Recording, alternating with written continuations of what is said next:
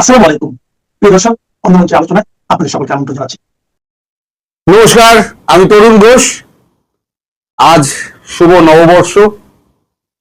আমাদের এখানে সংক্রান্তি গতকালকে পড়েছে, গতকাল সন্ধ্যেবেলা, আজকে পর্যন্ত চলবে। তাই কালকে আমাদের এখানে কালকেও নববর্ষ হয়েছে, আজকেও সেই নববর্ষ চলছে, কিন্তু আপনাদের ওখানে আজকে নববর্ষ। তাই আমি একটা পোস্ট গতকালকে ছেড়েছি, আজকে আবার নিজে আপনাদের নববর্ষের শুভেচ্ছা জানাতে এলাম। বড় যারা আছেন, যাদের আশীর্বাদ আমার খুব প্রয়োজনীয়, তাদের আমার প্রণাম। যারা আমার বন্ধু বান্ধব দর্শক আছেন, তাদের সবাইকে শুভেচ্ছা, ভালোবাসা। এবং যারা ছোট আছেন, বাচ্চা যারা, শিশু যারা আছো, তাদেরকে সবাইকে আমার অন্তর থেকে আশীর্বাদ। তোমরা সবাই ভালো থাকো, তোমরা সবাই সুদিন তোমাদের ফিরে আসুক। সেদিন খুব বেশি দূরে নয়, আমার কথাটা কিন্তু ধ্রুব সত্য হিসেবে মেনে নিও। দিন খুব একটা দূরে নয়।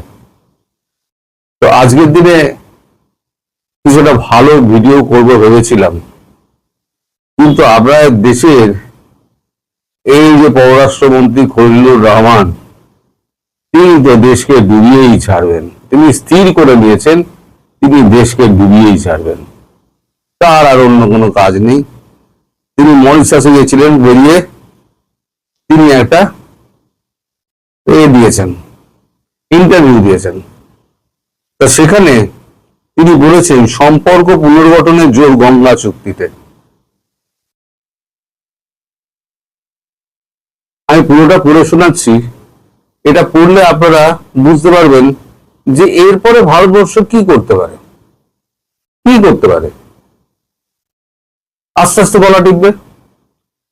কারণ যে রিপোর্টটা বেরিয়েছে তাতে উনি বলছেন, নয়াদিল্লি 14 এপ্রিল, বাংলাদেশের সঙ্গে ভারতের সম্পর্ক নতুন করে গড়ার সঙ্গে গঙ্গা চুক্তিকে সংযুক্ত করলেন সে দেশের নতুন সরকারের বিদেশমন্ত্রী খলিলুর রহমান।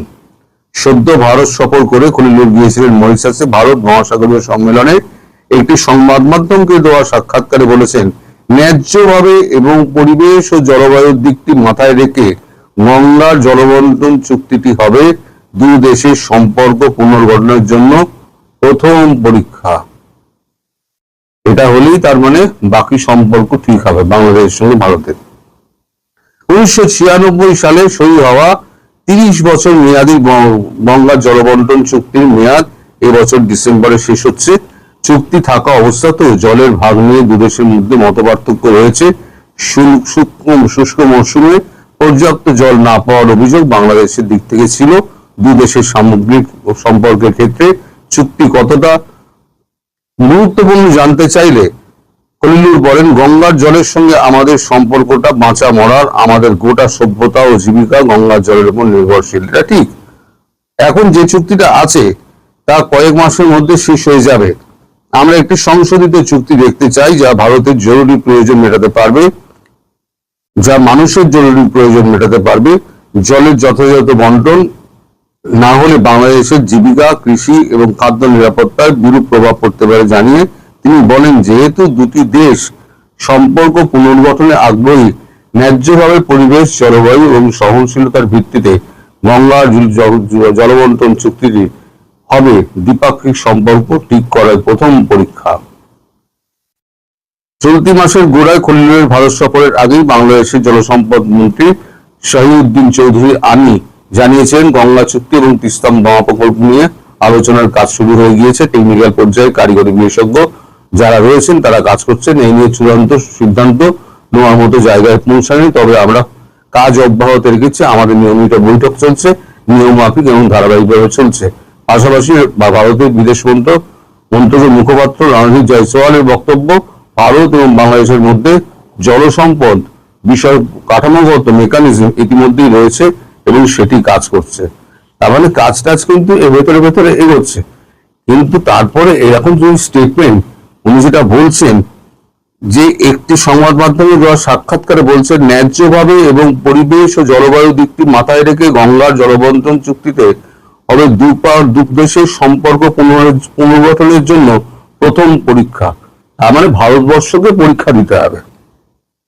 সোজা কথা, ভারতবর্ষকে পরীক্ষা দিতে হবে সে বাংলাদেশকে কতটা কাছে চায়। আচ্ছা, আপনারাই বলুন, এখন যে বাংলাদেশের যে অবস্থা, আপনাদের বিদ্যুৎ নেই, আপনাদের ডিজেল নেই, মূল্য বৃদ্ধি এই জায়গায় পৌঁছেছে, মানে দিনে তো আপনাদের 12 ঘন্টা মতো শুনছি কারেন্ট থাকে না। তারপরে একটা চুল্লি ছিল যেটা 2300 টাকার যেটা ছিল পায়রানা বোধহয়, সেটাও তো বন্ধ হয়ে গেছে, কারণ ক্রুড অয়েল তো পাওয়া যাচ্ছে না। ক্রুড অয়েল পাওয়া না গেলে তাহলে ওটা চালিয়ে রাখার একটা কষ্ট রয়েছে, তার থেকে বন্ধ করে দেওয়াটা ভালো। এটা বুদ্ধিমানের কাজ হয়েছে। যখন হবে তখন 2 মাস লাগবে ওটা চল্লিশে চালু করতে, কিন্তু এই 2 মাসের খরচাটা তো বেশি যাবে। এই যখন অবস্থা, সেই সময় ভারতকে যদি শর্ত দেয়, ভারত সেটা ভালোভাবে মানবে? আপনারা শর্ত দেওয়ার জায়গায় রয়েছেন খলিলুর রহমান, দেশটাকে যা করে ফেলেছেন আপনারা, ধ্বংসস্তূপে পরিণত হয়ে রয়েছে। আমার এক বন্ধু বলছেন একটা পিলার, 4টে পিলারের উপর দাঁড়িয়ে, যে কোনো সময় একটা ভূমিকম্প হবে, ধাবাস করে পড়ে যাবে, এবং সেটাই হবে 2-4 মাসের মধ্যে। মানুষ অস্থির হয়ে যাবে, গরমে অস্থির হবে, মূল্য বৃদ্ধিতে অস্থির হবে, তারপরে আপনার তেল না পেয়ে অস্থির হবে, অর্থনৈতিক স্থিতিশীলতা না থাকলে অস্থির হবে। দেখবেন একদিন মানুষ কিন্তু ওই প্রথমবার আমি বলেছিলাম না, একদিন ঝাড়ু হাতে পথে নেমে এসে সব ছেটিয়ে বিদায় করবে। তখন আমাকে অনেকে অনেক কিছু দেখে দিয়েছিলেন, আমি সেগুলো আর রিপিট করতে চাই না, কিন্তু আজকে ধীরে ধীরে ধীরে ধীরে সেই পরিণতির দিকে যাচ্ছে। তার উপরে এই ধরনের স্টেটমেন্ট, এখানে যখন এসেছিলেন তখন আরেক কিছুর মতো বসছিলেন, তার সঙ্গে যেটা হুমায়ুন নাকি এসেছিলেন তিনিও তো অনেক বড় বড় কথা বলেছেন, কিন্তু এখানে একেবারে দাঁতে দাঁত চিপে বসছিলেন, ঠোঁটে ঠোঁট চিপে বসছিলেন। জয়শঙ্করের সামনে তো উনি যেতে পারেননি, উনি কথা বলেছেন আমাদের অজিত ডোভালের সঙ্গে। অজিত ডোভাল যে ডোজ দিয়েছে তাতেই উনি কাত হয়ে গেছেন। উনি এখন বড় বড় কথা বললে তো হবে না, বাস্তবটা অস্বীকার করলে হবে না। এখন পিঠ বাঁচানোর জন্য উনি অনেক বড় বড় কথা বাইরে গিয়ে বলছেন, যেটা ভারতের সামনে বলতে পারেননি।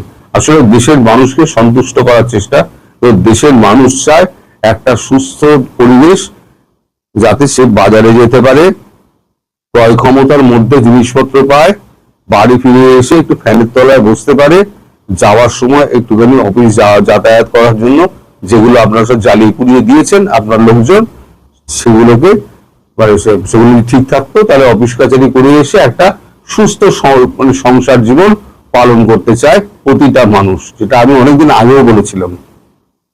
আগে আপনাদের জীবনে ছিল অফিস থেকে আসতেন, এসে একটু পরিবারের সঙ্গে আড্ডা মারতেন, তারপর সন্ধ্যেবেলা বেরোতেন, সন্ধ্যেবেলা বেরিয়ে আপনারা একটু সিনেমা দেখতে যেতেন, কেউ একটু পার্কে বেড়াতে যেতেন, কেউ আড্ডা মারতে যেতেন, বা বাড়িতেই আপনার সিনেমা থিয়েটার দেখতেন।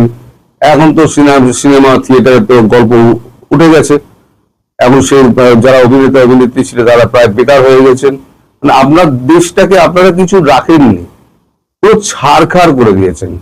ওই 4টে পিলারের উপর যে দাঁড়িয়ে আছে যিনি বলেছেন না আমার বন্ধু, একবারে সঠিক কথা বলেছেন। একদিন একটা ভূমিকম্প হবে, ধাবাস করে পড়বে, তারপরে দেখবেন যে সব ঝাঁটা হাতে বেরিয়ে গেছে, শেখ হাসিনাকে ফেরত দাও। এবং বহুদিন আগে আমি বলেছিলাম যে শেখ হাসিনা প্রধানমন্ত্রী হিসেবেই ফিরবেন, আপনারাই রাস্তায় নেবে, আপনারাই বলবেন শেখ হাসিনাকে আমরা প্রধানমন্ত্রী হিসেবে চাই, ওই একেবারে সীমান্তের কাছে গিয়ে আপনারাই দাবি তুলবেন। ভারতবর্ষ সেই অপেক্ষাতেই রয়েছে। আমি আর একটা প্রসঙ্গে যাব, এখন সেই ভদ্রলোকের নাম আমি বলছি। এই ভদ্রলোকের নাম হচ্ছে সাইফুল আমিন। তিনি একজন সাংবাদিকতা করতেন, এখন কানাডায় থাকেন। তার একটা ইন্টারভিউ দেখলাম, তার ইন্টারভিউতে তিনি অভিযোগ করেছেন, মানে তার মতামত প্রকাশ করেছেন যে ভারতীয় সাংবাদিক এবং ভারতীয় ইউটিউবাররা যারা আছে তারা সমগ্র বাংলাদেশকে অপমান করছেন এবং বাংলাদেশকে হেয় করছেন, হেয় প্রতিপন্ন করে কাজ করছেন। আমি তাকে কন্ট্রাডিক্ট করছি না, এরকম কিছু সাংবাদিক এবং ইউটিউবার রয়েছেন, আমি অস্বীকার করব না। কিন্তু আপনারা দর্শক সাক্ষী আছেন, ব্যতিক্রম কিন্তু আমি ছিলাম। আমি কিন্তু প্রথম থেকে বলেছিলাম যে শেখ হাসিনা আমাদের কাছে আত্মীয় এবং তিনি আমাদের অতিথি হিসেবে রয়েছেন। তাকে সর্বদলীয় বৈঠকের মাধ্যমে যে রাখা হয়েছে সে খবরটা কিন্তু আমি প্রথম দিয়েছিলাম। তারপরে সেটা তো প্রতিষ্ঠিত হলো যে আমি ঠিক বলেছিলাম। তো তার যে সেই কথাটা যে মানুষ তাকে আশ্রয় দাতা হিসেবে যারা দেখাচ্ছে, এটা ঠিক নয়। তিনি আমাদের কাছে সম্মানীয় এবং প্রধানমন্ত্রীর সম্মানের জায়গায় তাকে সেই নিরাপত্তা দিয়ে রাখা হয়েছে, সেটা আপনারাও ভালো করেই জানেন, আপনারা নেতাদের মাধ্যমে যারা দেখা করে এসছেন। আমার কথা বাদ দিন, তাদের কথা অন্তত বিশ্বাস করবেন আপনারা। তো তারই মানে অভিমানটা, তিনি একজনকে বিশ্বাস করে তিনি সমস্ত সাংবাদিক এবং ভারতীয় ইউটিউবারদের তিনি একেবারে কাঠগড়ায় তুলতে পারেন না। তার কাঠগড়ায় তোলাটা ঠিক হবে না। তিনি ব্যক্তিগতভাবে কাউকে বলতে পারেন, যদিও যার সম্পর্কে বলছেন তিনি মানুষটা কিন্তু অত্যন্ত জ্ঞানী এবং বুদ্ধিমান মানুষ, এবং আমি তাকে গুরু হিসেবে জানি। তার মতো দানবীর উপকারী মানুষ খুব কম পাওয়া যায়। হয়তো দু চারটে কটু কথা বলেছেন উত্তেজনার মুহূর্তে। আমি তো বলেছি যে ভারতবর্ষের মানুষ এখন কিন্তু বাংলাদেশের নাম শুনলে খেপে যায়।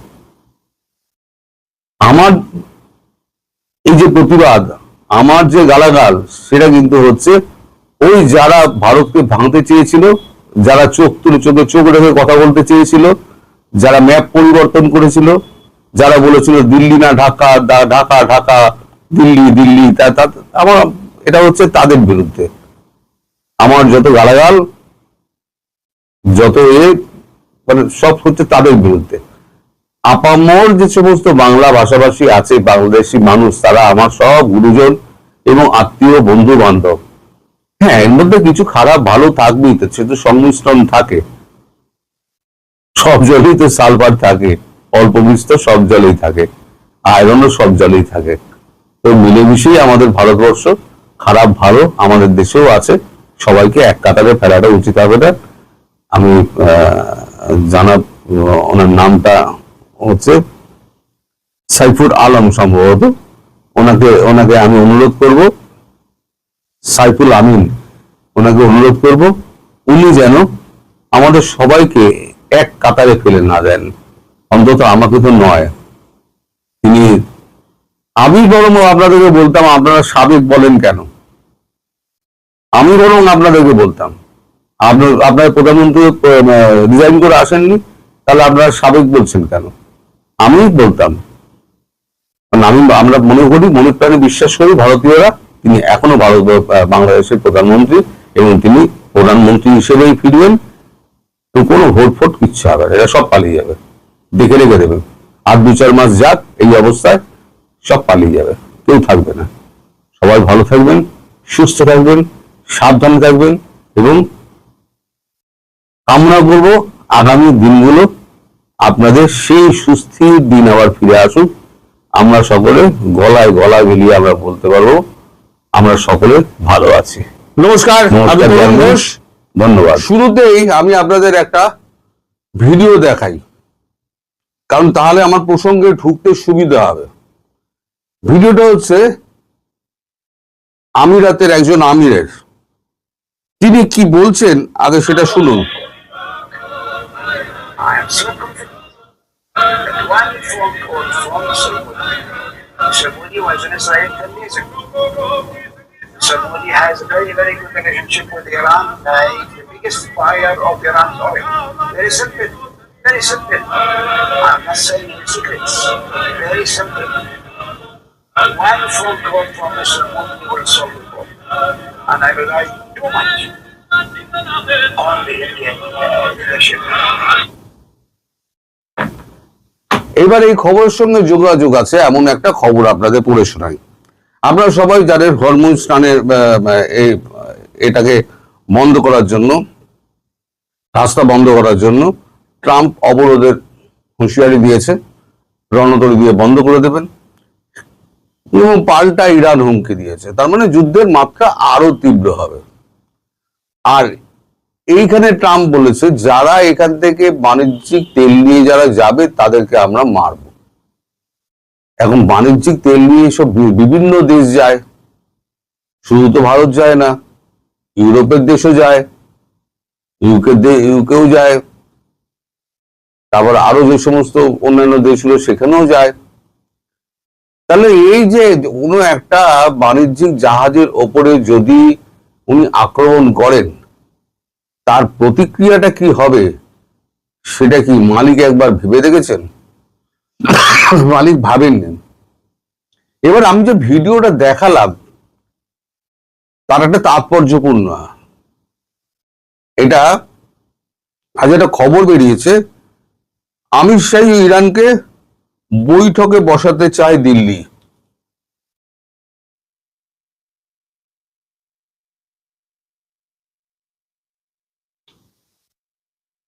মানে আমির শাহী অনুরোধ করেছে, সেই অনুরোধের একটা ভিডিও আপনাকে আমি দেখালাম। এই ভিডিওটা রিলিজ করার পর তারপরেতে ভারত একটা স্টেটমেন্ট দিয়েছে। আমি স্টেটমেন্টটা আপনাদের পড়ে শোনাচ্ছি। আমেরিকা এবং ইরানকে এক টেবিলে বসিয়েছিল পাকিস্তান, যদিও সেই বৈঠক ব্যর্থ হয়েছে। এবার ব্রিক্সের ছাতার তলায় ওই আন্তর্জাতিক গোষ্ঠীর দুই নতুন সদস্য ইরান এবং সংযুক্ত আমির শাহীর কর্তাদের মুখোমুখি বসানোর চেষ্টা করছে নয়াদিল্লি। প্রস্তাবিত বৈঠকের উদ্দেশ্য পশ্চিম এশিয়ায় অশান্তি বন্ধের জন্য সূত্র সন্ধান। যদি এই বৈঠক সম্ভব হয় তাহলে যুদ্ধ শুরু হওয়ার পরে এই প্রথম দুপক্ষকে মুখোমুখি বসাতে পারবে ভারত। এর আগে কেউ কিন্তু মুখোমুখি বসেনি। আমির শাহীর সঙ্গে ইরানের একেবারে আদায় কাজকলায় সাপে নেউলের সম্পর্ক। এই ঘটনা যে বৈঠক শুধুমাত্র সংযুক্ত আমির শাহী এবং ইরানের মধ্যেই হবে সীমিত থাকবে না, আগামী মাসে ব্রিক্সের বিদেশমন্ত্রী বৈঠকে বসার কথা রয়েছে নয়াদিল্লি। এই বৈঠকটি হবে তার পূর্ব প্রস্তুতি হিসেবে সংশ্লিষ্ট দেশগুলি কূটনৈতিক কর্তাদের মধ্যে, মানে এর আগে ব্রিক্সের বৈঠকের আগে আলোচ্য বিষয়ের মধ্যে থাকবে পশ্চিম এশিয়া এবং উত্তর আফ্রিকার বিভিন্ন বিষয়, প্যালেস্তাইন, সিরিয়া, ইয়েমেন, লেবাননের চলতি পরিস্থিতি নিয়েও কথা হবে। তবে নজর থাকবে পশ্চিম এশিয়া যুদ্ধ এবং উপসাগরীয় রাষ্ট্রগুলোর ওপরে তার প্রভাব নিয়ে এবং ক্ষয়ক্ষতি নিয়ে। এর আগে চেষ্টা করা হলো ব্রিক্সের পক্ষ থেকে কোনো যুদ্ধবিরোধী বিবৃতি জারি করা হয়নি সংযুক্ত আরব আমির শাহী এবং ইরানের সংঘাতের কারণ নিয়ে। ব্রিক্সের জন্য সদস্য সৌদি আরবও বাগড়া দিয়েছিল যৌথ বিবৃতি প্রকাশে। এর আগে যৌথ বিবৃতি প্রকাশের একটা চেষ্টা করা হয়েছিল, তখন সৌদি আরব কিন্তু বাধা দিয়েছিল। কূটনৈতিক সূত্রের খবর, ভারতের কৌশলগত মিত্র এবং ব্রিক্সের সদস্য মিশর আগামী আসন্ন বৈঠকগুলিতে সুষ্ঠুভাবে করার জন্য নয়াদিল্লির পাশে থাকবে বলে ইঙ্গিত দিয়েছে। ইরান বেশ কয়েক সপ্তাহ ধরেই ভারতের উপরে চাপ তৈরি করছে ব্রিক্সের সভাপতি রাষ্ট্র হিসেবে আমেরিকা ইসরায়েলের একতরফা হামলার নিন্দা করে আনুষ্ঠানিক বিবৃতি দিতে। সদস্য রাষ্ট্রগুলির সঙ্গে চলছে ধারাবাহিকভাবে আলোচনা চলছে নয়াদিল্লি। দিনরাত কাজ করে চলেছেন জয়শঙ্করজি এবং প্রধানমন্ত্রী নরেন্দ্র মোদী। ইসলামাবাদ মধ্যস্থতায় ভূমিকা নেওয়ার পর ভারতেরও গতি বেড়েছে এ ব্যাপারে সদর্থক ভূমিকা নেওয়ার। সম্প্রতি বিদেশমন্ত্রী এস জয়শঙ্কর আমির শাহী সফরের সময় বিষয়টি নিয়ে সেই দেশের নেতৃত্বের সঙ্গে কথা বলেছেন। আশা করা হচ্ছে ব্রিক্সের সূচনাকালীন সদস্য এবং শক্তিশালী রাষ্ট্র রাশিয়া এই ব্যাপারে ভারতের পাশেই থাকবে। রাশিয়া আগে কালকে রাত্রেই বলে দিয়েছে যে এই যদি প্রচেষ্টা হয় তাহলে পরে আমি ভারতের পাশেই থাকব।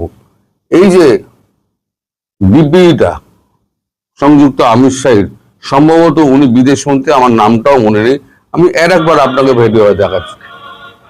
I am so convinced that one phone call from Mr. Modi was in Israel 10 days ago.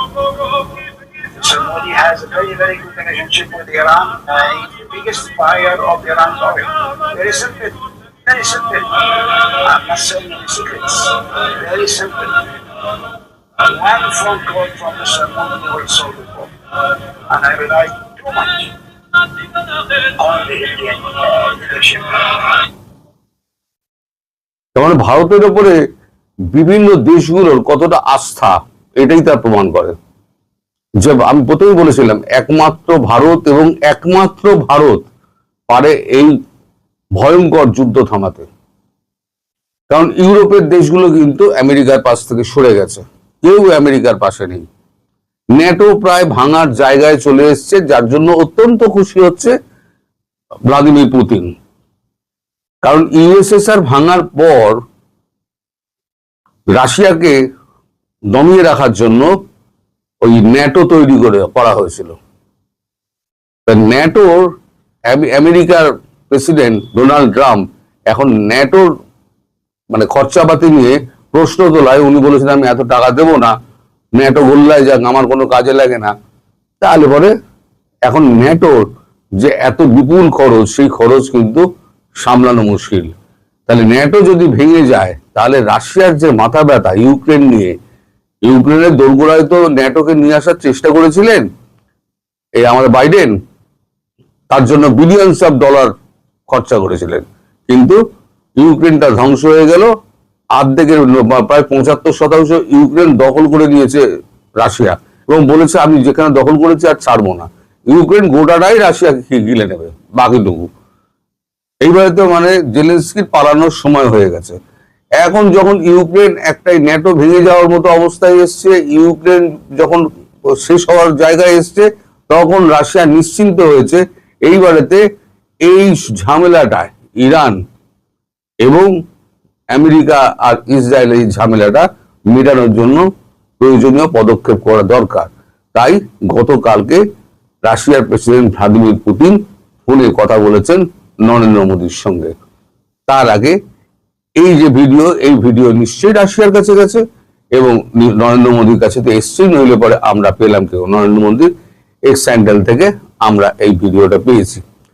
এখন আমি যে বারবার বলি না যে ভারতবর্ষ এমন একটা উচ্চতায় নিজেকে নিয়ে গিয়েছে যেখানে অন্যান্য দেশগুলো তাকে বিশ্বাস করে, আস্থার মধ্যে রাখে যে ভারতবর্ষ একটা বন্ধু রাষ্ট্র হিসেবে যদি পাশে দাঁড়ায় তাহলে পরে কোনোদিনও সে বিট্রে করবে না। যেখানে যত গন্ডগোল হোক এসে কিন্তু আশ্রয় নেবে ভারতেই। কারণ ভারত, আমি বারবার বলেছি, ভারত আশ্রিতকে কখনো কিন্তু শত্রুর হাতে তুলে দেয় না, কখনো না, ইতিহাসে হয়নি। আজ পর্যন্ত দলাই লামা কিন্তু বসে আছে। চীন এত শক্তিধর, চীন 59 থেকে, তখন তো ভারতের শক্তিধর ছিল না, কিন্তু ভারতবর্ষ কিন্তু ওই দলাই লামাকে রেখেই দিয়েছে এইখানে। ফলে ভারতবর্ষের ওপরে যে বিশ্বাস পৃথিবী ধীরে ধীরে জন্মাচ্ছে, সেই বিশ্বাসটা আরো তৈরি হবে যদি ঈশ্বরের কৃপায়, যদি এই যুদ্ধটার ওপরে কোন রকম বিরতি টানার একটা উপায় ভারত খুঁজে বেড়াতে পারে, তাহলে বিশ্ব হবে স্থিতিশীল। আদারওয়াইজ বিশ্ব কোন দিকে যাবে কেউ বলতে পারে না। আগামী দিনগুলো দেখি, তার জন্য অপেক্ষা করি। সবাই ভালো থাকবেন, সুস্থ থাকবেন, সাবধানে থাকবেন। নমস্কার।